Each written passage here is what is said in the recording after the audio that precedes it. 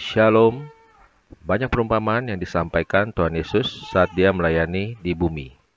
Beberapa video ke depan kita akan bahas tentang perumpamaan tentang kerajaan surga berdasarkan Injil Matius bagian 1, yaitu lalang dan gandum.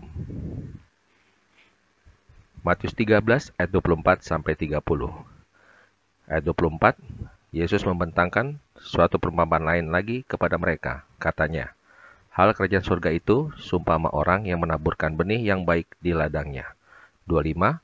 Tetapi pada waktu semua orang tidur, datanglah musuhnya menaburkan benih lalang di antara gandum itu, lalu pergi. 26. Ketika gandum itu tumbuh dan mulai berbulir, nampak jugalah lalang itu. 27. Maka datanglah hamba-hamba Tuhan ladang itu kepadanya dan berkata, Tuan, bukankah benih baik yang Tuhan taburkan di ladang Tuan? Dari manakah lalang itu? 28. Jawab Tuhan itu, seorang musuh yang melakukannya. Lalu berkatalah hamba-hamba itu kepadanya, jadi maukah Tuhan supaya kami pergi mencabut lalang itu? 29. Tetapi ia berkata, jangan, sebab mungkin gandum itu ikut tercabut pada waktu kamu mencabut lalang itu. 30. Biarkanlah keduanya tumbuh bersama sampai waktu menuai. Pada waktu itu aku akan berkata kepada para penuai, kumpulkanlah dahulu lalang itu dan ikatlah berberkas-berkas untuk dibakar. Kemudian kumpulkanlah gandum itu ke dalam lumbungku. Kerajaan surga di sini diumpamakan tentang seorang yang menaburkan benih yang baik di ladangnya. Tuhan Yesus menjelaskan perumpamaan ini kepada murid-muridnya di dalam Matius 13 ayat 36 sampai 43. Orang yang menaburkan benih adalah anak manusia atau Tuhan Yesus sendiri. Ladang adalah dunia, benih yang baik adalah anak-anak kerajaan. Lalang adalah anak-anak si jahat. Musuh adalah iblis. Waktu menuai adalah akhir zaman, dan para penuai adalah malaikat. Sebagai anak-anak kerajaan, harusnya kita paham bahwa kejahatan akan selalu ada di sekitar kita sampai waktu menuai atau akhir zaman. Kenapa Tuhan Yesus membiarkan kejahatan terus ada di dunia?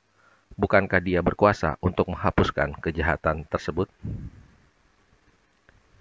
Keduanya dibiarkan tumbuh, yaitu lalang dan gandum. Karena gandum, jika sudah berbulir atau berisi, maka tumbuhan itu akan semakin merunduk.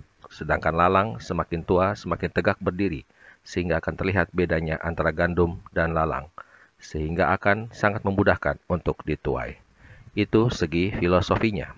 Artinya, anak-anak kerajaan semakin hari akan berbuahkan kebenaran, sedangkan anak-anak kejahatan akan semakin tegak berbuat kejahatan dan semakin jahat. Hingga saatnya murka Tuhan sampai pada puncaknya, barulah penghukuman pun turun atas anak-anak kejahatan. Kita sebagai umat Tuhan kadang gergetan dengan segala kejahatan di sekitar kita, bukan? Banyak koruptor yang sudah tertangkap tangan, tetap saja masih puluhan pengacara yang siap membelanya, bahkan kadang sampai membalikkan fakta sehingga tersangkanya jadi bebas. Ataupun banyak organisasi di sekitar kita yang mengatasnamakan gerakan suatu umat di Indonesia yang merasa berhak untuk mengkafir-kafirkan umat Tuhan. Atau banyak publik figur yang menyampaikan kebohongan publik, namun ketika terungkap kebenarannya, mereka tetap saja santai dan merasa aman-aman saja. Dan masih banyak lagi kejahatan di sekitar kita, bukan? Lalu, apa yang harus umat Tuhan lakukan? Tugas umat Tuhan dalam menghadapi segala kejahatan di dunia ini. 1. Berdoa untuk jiwa-jiwa yang berbuat kejahatan tersebut, agar mereka masih diberi kesempatan untuk bertobat. Karena ketahuilah bahwa surga akan bersukacita bila seorang berdosa bertobat. 2. Janganlah membalas kejahatan dengan kejahatan, tetapi serahkanlah semua penindasan, penganiayaan, dan segala ketidakadilan yang kita alami kepada Tuhan Yesus. 3. Latihlah diri kita beribadah sungguh-sungguh kepada Tuhan Yesus, agar kita diberikan kuasa untuk melakukan kebenaran saja dan tidak bergeming di jalan Tuhan. Kiranya umat Tuhan tetap bertahan di dalam iman percaya kepada Tuhan Yesus sampai waktu penuaian tiba. Amin.